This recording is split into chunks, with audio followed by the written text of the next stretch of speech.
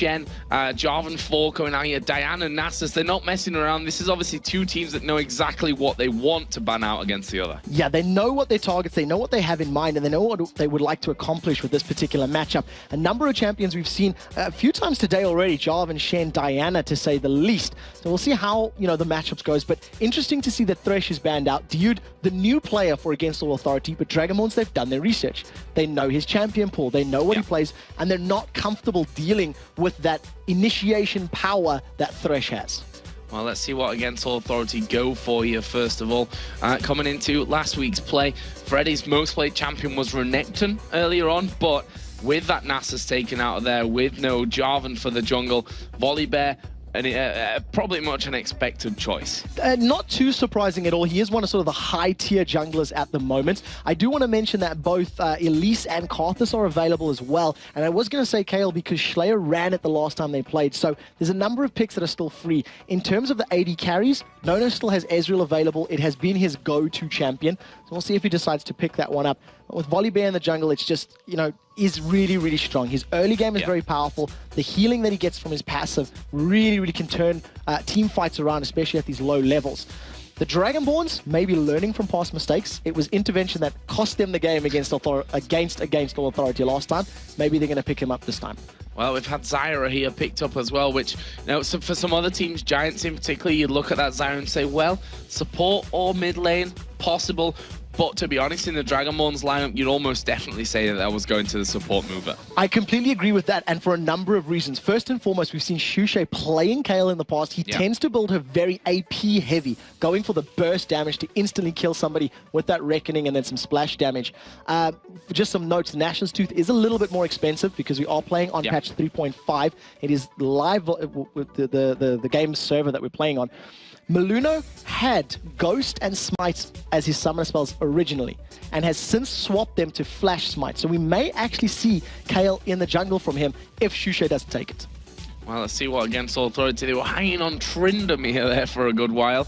Don't expect that really to come out. However, Janna gonna be locked in. We talked about this earlier on. Dude, the new jungler plays Janna a lot, and that will be his first appearance. So the synergies here are very good. Misfortune scales so well off of additional attack damage and double up damage, the bullet time damage. We see Gensha building double Bloodthirsters on her just to get that scaling on her ultimate so high. So when you combine Eye of the Storm with Misfortune, get all that additional AD, it makes it very powerful. It also gets them, you know, a very good amount of wave clear, which is what Against All Authority currently does not have. You just charge up that Howling Gale, clean out the waves, and obviously, you know, defend your turret. If Udyr is locked in, which it has been locked in, I'd like to see where this goes. Shushay, he may have been trolling me, but he was talking about playing Udyr in the mid lane. And he was saying it was one of his champions. Shushay is probably not trolling. Correct. This is why I want to bring it up. Because he was talking about Shushay, and he was saying in the mid lane, he likes to run it. And this was pre-changes. Now remember, this is on 3.5, so the Udyr buffs and modifications are in. He gets additional mobility from his Monkey's Agility passive. And of course, his now Bear Stance allows him to run through minions and land that on-hit stun a little bit easier. So I really like this pickup. I just have no idea where it's going. Yeah, with the Tristana in there as well. Obviously, was the second pick of that round for Dragonborns. On the other side, Against All Authority, looking like they're going to be going very bursty, which is interesting because we talked about the last time these two teams met. Dragonborns had Lux and Elise to try and burst them down. It was countered most of the time with Kayle, and look what we've got here, exactly the same, but on opposite sides. Polar opposites, and the question is who's going to execute the strategy better? Because the one key element that was missing from the previous engagement was the fact that the Shen ultimate, that Stand United, was not there. So we'll like to see what they decide to lock in for this last pick, seeing as though Shen isn't there, as we mentioned. But there's not a lot of initiation potential here from Against All Authority. They're going to be looking for a pick strategy. They're going to wait for a Light Binding to land. They're going to wait for a Cocoon to land, blow that target up, and then engage for a fight. Because there's not too much, you know, initiation power that we do tend to see from a lot of different teams. There's a fair amount of poke that come out and some pretty good wave clear, but if they don't land those key snares or stuns, they're not going to be able to pick up kills. And I was just about to say, Kha'Zix is left open here. We saw him picking up the second pentakill in the European LCS with Alex Itch earlier on, and Dragonborn's going to be going again in for this Kha'Zix. That's obviously going to be switched around a little bit. Looking like we will be seeing Shushe in the middle with Kale, Yamato Cannons, Kha'Zix in the top, and Udyr in the jungle. So that is the place that we feel he does fit the best. St. Vicious ran it yesterday during the North American LCS, and we actually seen Hotshot running him in the top lane actually the night before. So he's featured 3 times already out of both North America and EU in terms of the matchups, but it'll be the first time for us here. And I definitely want to see how he's going to duel with Volibear at those early levels. He's got a very good clear time if he decides to max out that Phoenix stance, or if he decides to go more aggressive, sort of 1v1, he could put some more points into Tiger. So it's definitely something we're going to have to keep an eye on, and whether or not the Tiger is going to be powerful enough. They seem confident with the players that they have and with the decisions that they've made. Now they need to make it happen. Yamato, very outspoken, saying, I can play any champion, I make the plays, and now he's got the champion that can really make big plays happen. So the funny thing you mentioned, that if they lose this one, they go Copenhagen Wolf style for the first half. The problem that they have here is that there is no second half after this to bring it all back and make themselves look good. They've already had their first half of the season going down. So let's have a look then and see what we're going to see at level 1. Early ward out there from Dude on that curved bush, which tells me they just want to make sure that there's no invade on that top side of the map, especially since they've warded the blue as well. It's a fairly defensive start from both teams, and you can understand why. When you're sitting at the bottom of the table, you don't want to throw a match away at level 1. You don't want those crazy engages. I know I keep harping about NA, but do yourself a favor and watch this week's games, because the level 1 action is possibly the most dramatic we've seen out of any LCS week to date. 4-on-4 level 1 fights that go multiple ways in terms of kills, but very defensive, very slow start. Couple of wards being put down for vision, and generally it just looks like the Dragonborns and Against Authority want to get to the laning phase.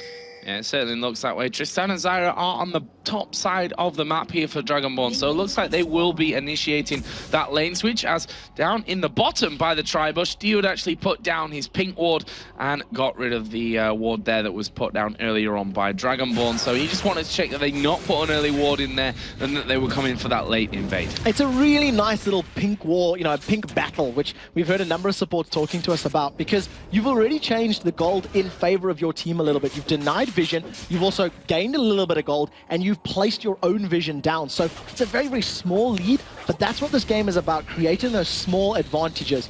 We do see a lane swap coming in though, as both teams are taking their red buff. You can see Tristana and Zyra positioning themselves to go top lane against Elise. Elise should be relatively safe against those grasping roots as soon as she gets a point into that repel. Yep, and we saw that Milano just taking away his red buff. Of course, Yamato Cannon will be 1 versus 2 here against No and Dude, which I'm really interested to see how Dude does. Obviously, he's one of the players, in fact, he's the only player this week that we've not seen before. We've already seen Yamato Cannon, of course, in action, and Milano now is headed towards that blue buff. Freddy just looking to put a ward down on that ramp earlier on, and no one wants those 3-man ganks. No. Now, in terms of the 3-man ganks that do arrive at 3-minute 30 or have been to date, and then this is the patch where the turrets have received a buff, so that initial shot of damage that comes down has been bumped from 94.5% to 105%. So you actually take additional tower damage for that very first shot. I've spoken to a couple of the different designers on the thinking behind the change, and it's pretty much to give you a fighting chance in those 2 versus 3 situations. As long as your jungler is in tune with the gank coming, he can be there to help out, and if you get some CC down or you survive long enough, the attacking champions can take 1 or 2 turret hits less because of the changes. Well, we see that both AD carry and support lanes are pushing up onto those turrets. No and Dude already hammering away on that one. Hosan and Mover trying to get in there, but the presence of Virtual is a dangerous one. Being able to flip you back into turret range is already an instant vulnerability that you've got there if he decides to come speeding at you. But in the end, it looks like they're going to have to back off. And I really like what Against Authority have done here. They've split the experience. So Freddy's going to be a little bit behind in levels in comparison to Yamato Cannon, but look at the HPs of those 2 towers. Just Virtual's presence alone has kept Hosan and Mover away from the tower. On the other side of the coin, Milano is nowhere to be found, and Yamato Cannon has lost all of his HP. He's burning through a lot of his potions, and his turret is down to 1/3 life. So yes, no kills have happened, but that's immediately an advantage to AAA in terms of map presence. Right now, though, we see the CS difference. Now, across the board is in favor of Dragonborns right now, which is a nice thing to have, but then we'll see how that changes if and when this next, or this first turret is taken out here by Against All Authority. As Virtual now headed his way in towards middle. Shushay right now is only level 4. There's the fling coming down. Oh, he flashes away from the light binding, but there's a flash in from Virtual. Have they got enough? Yes, they have. First blood picked up there by Slayer. So nicely done. Now Nono and Dude are battling out. See, gonna have to get used to this Dude in the bottom lane. They do manage to fend off Maluno, but a very, very good first blood there. Combo from Slayer and Virtual. They committed to the fight. They both burned flashes. They got that frenzy munch down, and then of course the passive auto attack proc from Slayer.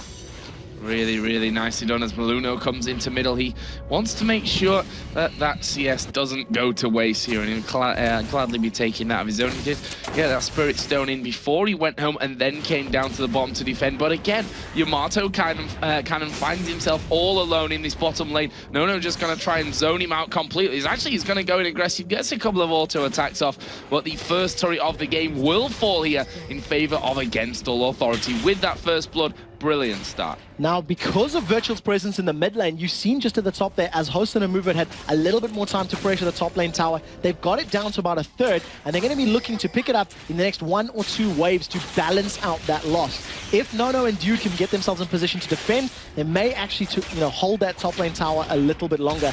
Going back to the mid lane gank really quickly, we actually seen the smart ping coming in. There was the on my way ping from Virtual, so I like the little green arrow and the new sound effect. Well done, Riot. Well, it helps us to, see exactly where they're coming from and what they're thinking, which, with normal pings, you don't know all the time. And we can only really guess as to what they're talking about in that. But turret has gone down now in this top lane for Dragonborns, and that will leave us tied on that front. But a 350 gold lead, I think it is right now with the way that it's ticking over. Slayer versus Shushay in the middle in terms of CS, 44 to 35, and a 600 gold lead on that front already for the Lux.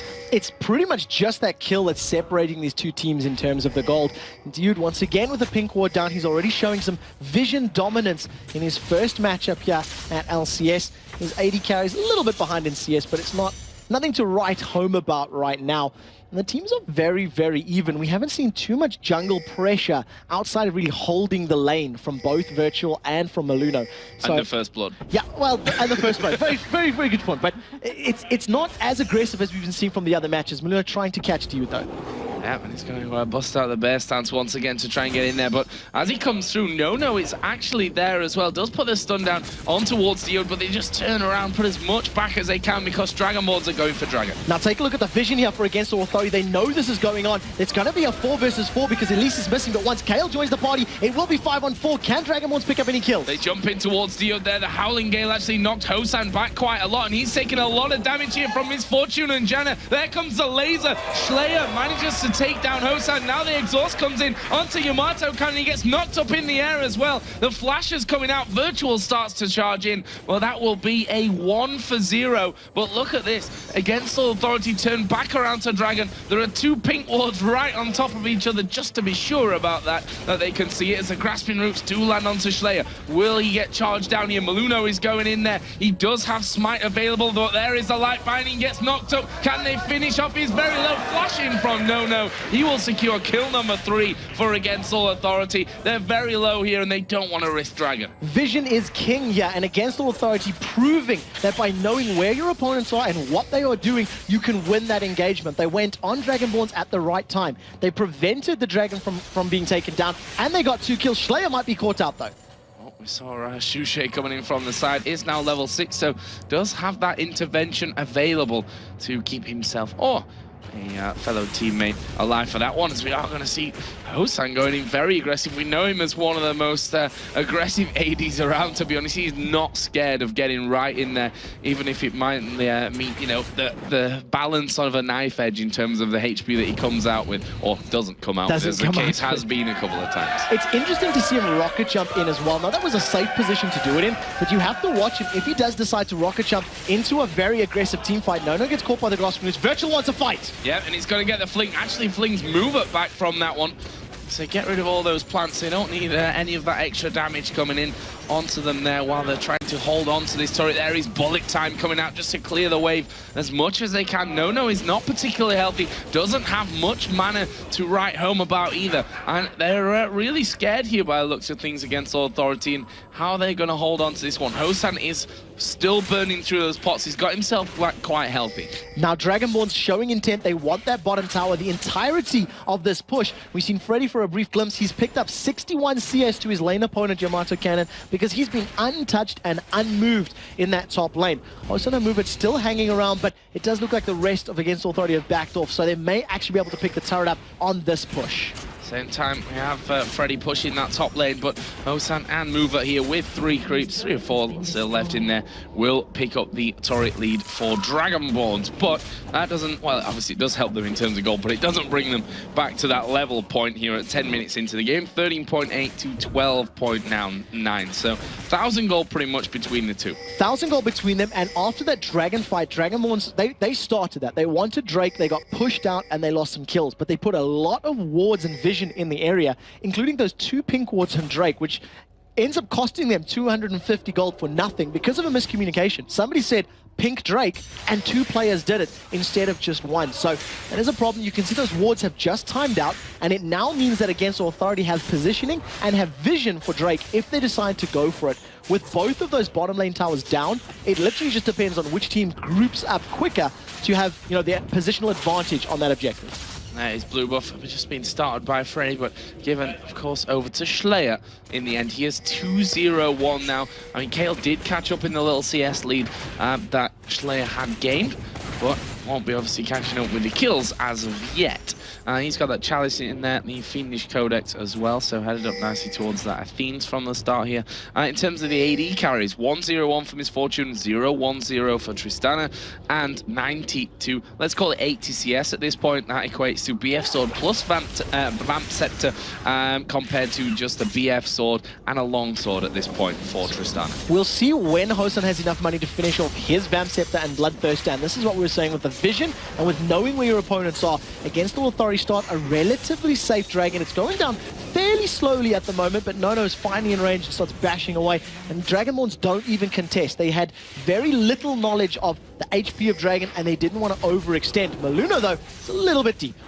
Yeah, just pushing a bit of damage out there onto the middle tower, and he just pops it there for him and says, see you later, I'm not going to get involved in that one. And like you said, the lack of vision there on Dragon from Dragonborn is quite ironic considering they had 2 pink wards on top of it the last time away. As we do see the light binding coming. Hosan actually will rocket jump away from that one, but there are 4 men here from Dragonborns right now. They need to be a little bit wary against Authority that they don't get caught out in this situation. Nice double up coming off the Zyra plant there onto Trist. Really, really nicely done. You can see that Schleier's Lax hiding just out of vision. So if a light binding goes out, someone could be caught. Doesn't manage to catch it onto Shushay though. And he is working towards that Nash's Tooth. So the gold is a little bit more expensive. It'll take just a little longer for that item to complete. We still have a 4 versus 4 in this middle lane, while Freddy122 is making Yamato Cannon's life very difficult. He's extending that gold lead a little bit and continuing the pressure. So AAA showing they're in control of this matchup. They're setting the tone and setting the pace,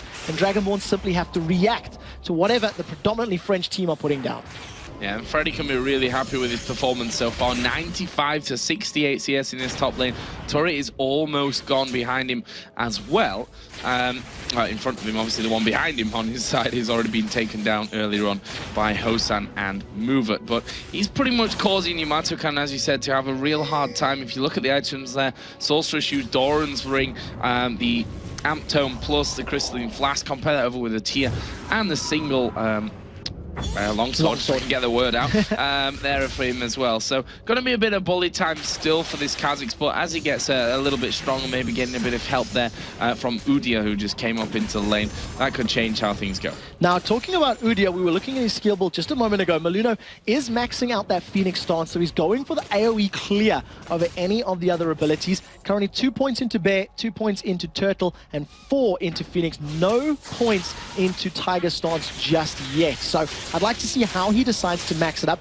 Interestingly as well, for those that don't know, Tiger stance was changed. It no longer deals magic damage. It is it's still magic at the moment. It will be physical in the next one. So being worked on, going to be changed just a little bit. See in the middle movement and Virtual going head-to-head. Grasping roots and plants all thrown out there. But Slayer now with that needlessly large rod, that's where he can really cause some damage here, especially with that laser as he misses. Well, I should say was dodged there, the light binding rather than missing by Hosan. And that's on the Tristani, you just can't afford to get hit by a light binding. It's going to be followed up by the E and the ultimate, and you're pretty much dead. Pretty much. Unless Kale's there. That's the story. Now, if interventions are around, it can be saved. We see Against All Authority pressuring on this middle lane. Light binding catches move out though. Yeah, Kale wasn't there. that's my comment. Quite ironic, we were just talking about that one, and it happens exactly a second after we're finished. There is blue buff given to Shushe. He was not at that middle turret the entire time, and you know that brings us level in turrets, but you'd say advantage in terms of turrets goes over to Against All Authority. That middle outer turret gives you so much less vision when it's taken down, and they have to be careful now that Against All Authority don't start pushing up into their jungle, you know, warding it out, stealing away buffs, and generally just choking Dragonborns. That's pretty much the story of that mid turret. Once it goes down, you lose all of that vision and all of that presence in and around the entrances to your jungle. We actually see a lot of teams these days, once they lose that turret, they put a ward down, so at least they have the vision. So you can see people roaming around and moving in and out. We'll see whether or not Dragon Balls decide to do something similar in this setup, but they are definitely on the back foot. They are definitely playing from behind right now, but they do have champions that can come back very quickly. One good team fight on Kha'Zix can get reset after reset and allow you to actually pick up some additional kills. You have a very tanky, beefy Udyr that can survive a lot of damage with that turtle stance, and of course, when Kale's around, you can make use of intervention, but Kale needs to be around for that to happen. Yeah, and in the late game as well, Tristan are going to be a very, very dangerous champion to deal with as well. Who also has the resets, by the way. We didn't really yes, touch the rocket jump resets as well. Now, see, double yumps for this one. We'll see whether or not the Yordles will be yumping anywhere, but they need to get the kills first, because they currently got 0 on the board, and without a kill, you cannot jump. Well, you can, but only once.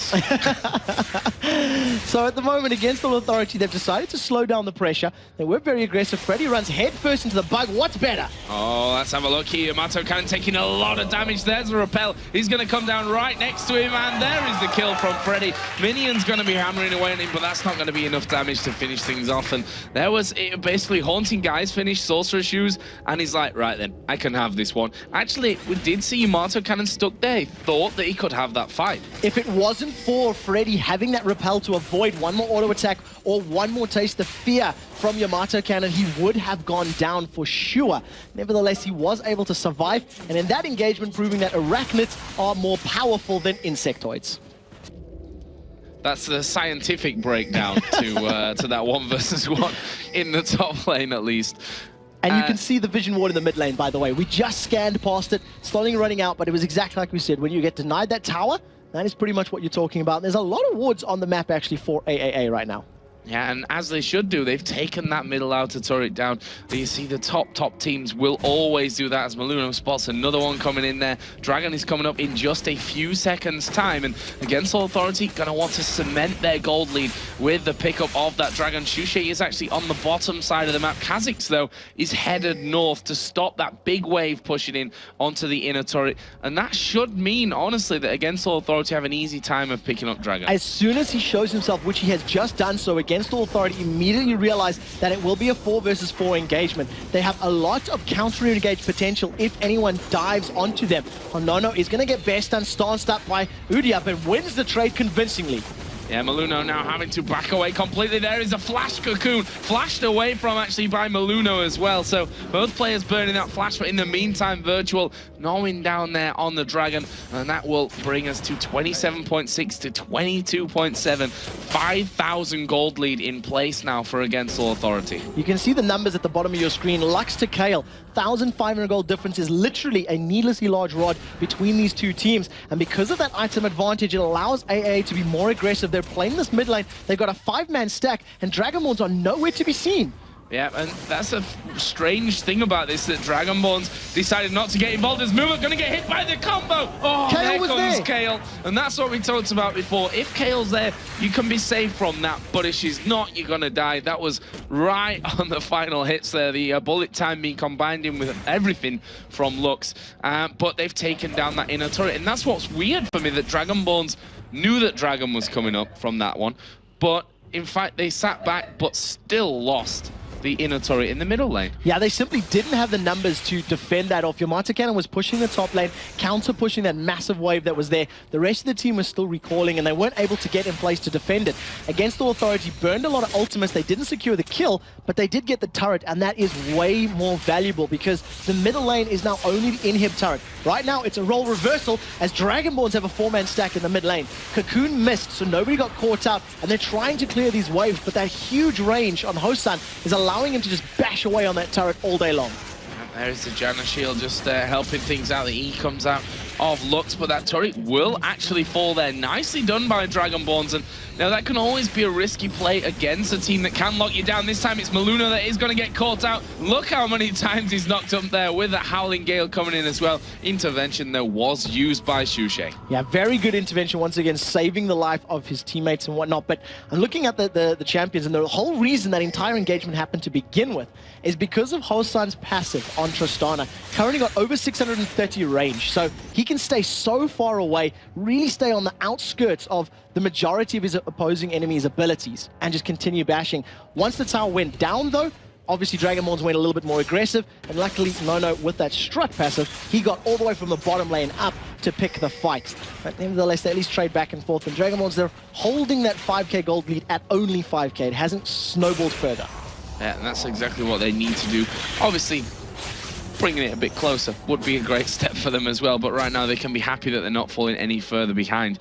There's a 30 CS difference between the AD carries, as you see Schleyer just using his ultimate to farm and do damage at the same time there on towards Mover. But if we look at the AD carries now, what we're talking about them, Bloodthirster, BF Sword, Brutalizer for Misfortune compared to the Bloodthirster Pickaxe and Berserker Greaves finished here for Triss. So Misfortune is going to be doing a lot more for them. But as you said, that range of Tristana can make a big difference in the team fights if they can't get into the back. So Hosan's going to have a difficult time because he likes to play aggressive, he likes to be in your face fighting, and but he doesn't need to be with Tristana. He doesn't need to be, but he's not going to be able to. He gets caught out right now though. Yeah, but it's Tristana after all. Rocket jumping over the top there. Yamato Cannon and Mover actually coming around the side here to try and stop anything else happening. Freddy actually will be picking up that red buff from Dragonborns. On the other side, the red buff of Against Authority was taken by Nono. So they're going to have 2 red buffs coming into what could be another fight here shortly. It's definitely going to help them out, that kiting potential, but Nono's gone got caught out just a little bit. Flashes burned. Can Shushe get anyone else?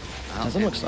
No, I think he will have made the call to not push that one too far out there. The rest of Against All Authority did start to close in. Obviously, Janna was there with him, but we did see Lux coming around from that top side of the map. The blue buff is available, as we are going to see Freddy here getting caught out by Yamato Cannon, but can the rest of Dragonborns actually get up there and get involved in him? Yamato Cannon is going to flash. Ignite going down. There is a repel. Will that buy enough time for the rest of Against All Authority to get in here? Nope, they just want that blue buff at this point. The plants were put down as well, just to stop them coming in, and that was nicely done by Dragonborns. But at the end of the day, that is only their first kill here. Well, they need to string a few more of those together to pull themselves back into the matchup, and having a couple of wards in the river is definitely what's going to help them do that. See, Diyota's been caught out, and now Hosan goes aggressive with that rocket jump. Wow, gets knocked in there, but actually the Janna ultimate knocked him back towards the team. He has got intervention, but that won't be intervening for too long, as he will fall 5-1, and that's Hosan all over. That is Hosan in a picture, you know. Correct. I'm going in for this one. Oh, there's a lot of people here. You cannot afford to use that rocket jump when you don't have full vision and full knowledge of where your opponents are. It cost him his life, and if he continues to do that, it's just going to be throwing more gold to your opponents. We were talking about the items a couple minutes ago, and one thing that we didn't really touch on is the differences in just how that actually affects them. Nono's Misfortune is sitting around about 280 attack damage, to Hosan was sitting around 230. And that's before the plus 50 AD that Eye of the Storm gives you from Janna. So there's literally 100 attack damage difference between the 2 champions right now. And if they do get into any sort of duel, Nono's definitely going to win out just because of that superior AD. Well, Dragon is up here in 30 seconds.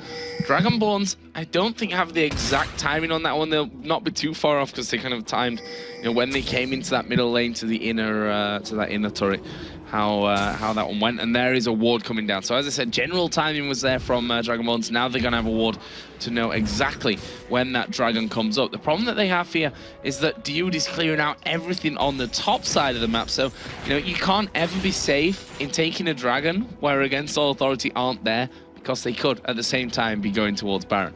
There's one thing that Dude's doing very well, which I don't really think we felt from Corrales previously, is that map control that he's giving his team. He is playing a different champion. Janna has the ability to roam a lot more freely, has no boots at the moment, but really good move speed, 379, thanks to her passive and her scaling on her W. So it just helps her out. With that Oracle's Elixir as well, it's just vision control for AA, and that's what's allowed them to go in for this Dragon. They don't know about that very cheeky ward behind the wall, but Dragonborns are simply too far away to contend, so all they could do is sit and watch it and, you know, cry themselves to sleep because they can't fight for it. Yeah, it almost makes that ward a waste of time in the end. I mean, they know now the spawn time for, you know, maybe next time that they can get in there depending on how things change. But again, Against All Authority, take Dragon, comes storming up this middle lane. And we'll see how they play this one out. They've got a very big advantage. That 5k gold is now 6k gold. Nono is putting himself in a position to deal damage. They do catch Maluno out for the cocoon. She's not really going to burst down Udia with a runic bulwark, as well as those Merc treads and his turtle stance. So in the end, AAA just forced backwards after the wave clear, clearing out the wards, denying all the vision possible. And it's going to be, you know, what do Dragonborns do to pull themselves in here? They have to get a catch. They have to rely on a bear stun stance and a grasping roots followed up by Kha'Zix and Udia to kill somebody and actually win them a team fight. Stacking up 5 versus 5 in the top lane. A good wave clear for Dragonborns. Oh, they actually landed the shot there on towards Maluno as Virtual takes a bit of damage from Yamato Cannon. But again, the bear is pretty tanky himself. Got those Merc Treads, got that Locket of the Iron Solari again as the cocoon will land. Not on the right target, but Maluno at least will be taken out of the fight with that. But there is a light binding from the side. There is bullet time as well. Shushe actually protected himself. He's going to go down. Surely he jumps away. He's burning from the ignite. Oh, he's going to get finished off in the end by Freddy. Well, that was close stuff to getting away. And the Make It Rain was almost enough to finish him off anyway over the top side. And again, that is a 2-for-1 in favor of Against All Authority. They're going to back off to Baron. This is pixel perfect precision from the Against All Authority pick strategy. They land one ability, one form of CC, they kill that target, and they carry on fighting. You see Dude using the Monsoon just to heal up his teammates while they take Baron, but Maluno does not have Smite. This is very crucial. He can pick a fight here, but he may not be able to outsmite because he doesn't have Smite available. No, there is a repel. They're going to go in towards Maluno. Here comes the laser through it. Slayer, who will pick him off. He's now dominating at 6-0-2. Shushe coming in around the side. Yamato Cannon still fairly healthy as well, and whilst they've not been able to pick up any kills here, Dragonborns, they've stopped the Baron being done. That's very, very crucial for them right now with a 7k gold lead before any additional objectives or buffs. It means they can still contest a little bit if they catch somebody out. They managed to group up in the middle here. I'm going to put some damage onto this tower. Once Yamato Cannon starts beating away, I don't know if they'll be able to get it down before Against All Authority arrive because they're a very quick team. Yeah, and they are going to run straight in there with Freddy from the start. Will he land the cocoon? Yes, he hits the cocoon. Shirelli has popped there in on towards Mover. Intervention is used, but how long will he survive? He puts down the Stranglethorns, but no will get out of their grip and picks up another kill. 10-1 now in favor of Against All Authority. They're pinging over by Blue Buff. They've seen that Shushe is going over there to take it down, but will Shushe be wise enough to get away? In the end, the laser comes across, which was a little bit preemptive, but Against All Authority will steal the blue. Very well played. Against All Authority managed to catch out Mover with a cocoon, and he actually had a panic ultimate. If it doesn't reset. The Stranglethorns from Mover were half on the jungle camp. It was on the trees and on the cliffs there, and it was just because he panicked so much. He said, well, they're going to jump onto me, forgetting that everybody else has ranged abilities. So 4 members of AAA just stood on the outskirts of that ability and said, well, thanks for wasting the cooldown because it's not even going to interrupt us. If we'd thrown that a little more to the side, he may have been able to buy some additional time, maybe getting away. But nevertheless, very well played by AAA. They are literally landing every single ability that they need to pick up those kills, and this is how you play a pick strat. Yeah, and there is the next one in towards Yamato Cannon. The laser gun coming. There is the invulnerability who, well, he flashed very late from that one actually, but he survives. There's the key thing. He's going to be going home with that one, but against all authority, awaiting right by this turret right now. And I'm going to be looking on the second pick to actually get in there. There's another one, and this time it will be a kill on towards Shushay. Maluno being chased down. There's Shirelia's Reverie popped as they go in on towards Hosan. He uses ulti to blast one of them back, but against all authority have done what they needed to do here, which is, yeah, okay, great, pick up kills, but maybe more importantly, take that inner turret down, and I'm not sure that they're going to be stopped here. Dragonborns are playing catch way too often. It's not the right game to be catching every single skill shot thrown at you, and they need to dodge those abilities before they get shut down. Hosan caught again. Yeah, he's going to get knocked up in the air. Actually jumps away, but Slayer gets the final hits off that. And, well, it's not looking good whatsoever here, as the turret now going to be siege. Movement taking a lot of damage. There's a flash in from Nono. Is he going to be able to pick up the kill? No, not quite. Strangled Thorns will knock them up, but Yamato Cannon gets hit with a light binding. Where's the finisher? He will put his ultimate on. That will save him for a little while, but Virtual noms down for the kill. Now Maluno and Shushay getting involved. Shushay chasing down Virtual, who's getting hit by the turret. The Howling Gale will knock him up. We see the flash away from Freddy, and now Slayer is trying to run away with that one as well. There was the Shirelias popped by Dude, and they will run away. 13-2. And did the turret actually go down there? No. They managed to hold off the turret, but that was because Against All Authority had very little interest in it. Yeah. They were getting blood hungry, and they wanted to kill Dragonborns behind their own base. The laser comes out and fries 50% of Shushay's HP from that. Deathcap, Sorcerer's Shoes, Athenes, and the makings of a Void Staff. Slayer is playing Lux perfectly, but again, it's the whole team. They land one skill shot, everybody commits to it, they pick up the kill, rinse, repeat. And they've rinsed and repeated that one 13 times here, and again, if it wasn't for Kale, it would have been a lot more by this point. His ultimate there, Shushay, not just saving his team, but saving himself a couple of times as well, where it's got a little bit hairy. There is Dude taking down the ward from the Baron pit. Actually had Tristana to the top side, move it from the left, or the right, if I could tell my lefts and rights, and Kha'Zix coming in from the bottom side as well, but none of them really trying too hard to get in there and catch him. In terms of items that we've been seeing picked up here, Infinity Edge and Zeal added in with the Berserker Greaves and that Bloodthirster and Brutalizer from earlier with his Fortune. Look at Tristana, still on what we talked about. Only the Home Guard boots have been upgraded since then. Chalk and cheese between the two AD carries, but when you've got every single dragon in the game, as well as, you know, so many additional towers, all the kills, and 100 CS additional to work with, Nono's always going to be leaps and bounds ahead. 307, the fact that he's got 12,000 gold to 7,500. I mean, that alone spells doom for your opponents. We were talking earlier in the day how in the late game, it's really the AD carries damage that determines who's going to be victorious. And when you've got an AD this farmed and this fed, you have to feel this is Against All Authority's game to lose.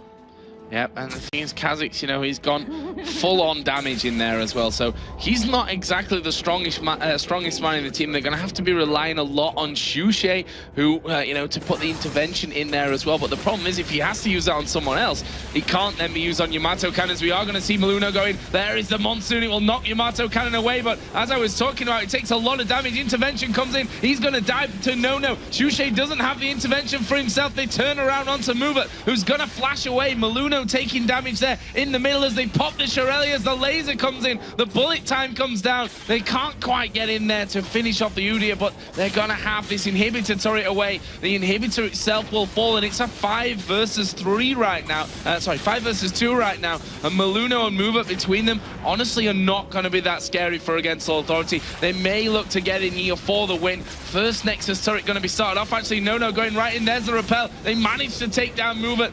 This just chasing Maluno away to stop him doing any kind of damage. The cocoon will miss, but that doesn't really matter. The second Nexus turret goes down. The Nexus itself is going to be falling, and Against All Authority here going to make times even worse for Dragonborns with another victory. Against All Authority, finishing in style right there, showing how they play, you know, just their composition. 3 members of their team, 0 deaths to their name. 709 Lux, 508 Misfortune, and 0015 Dude.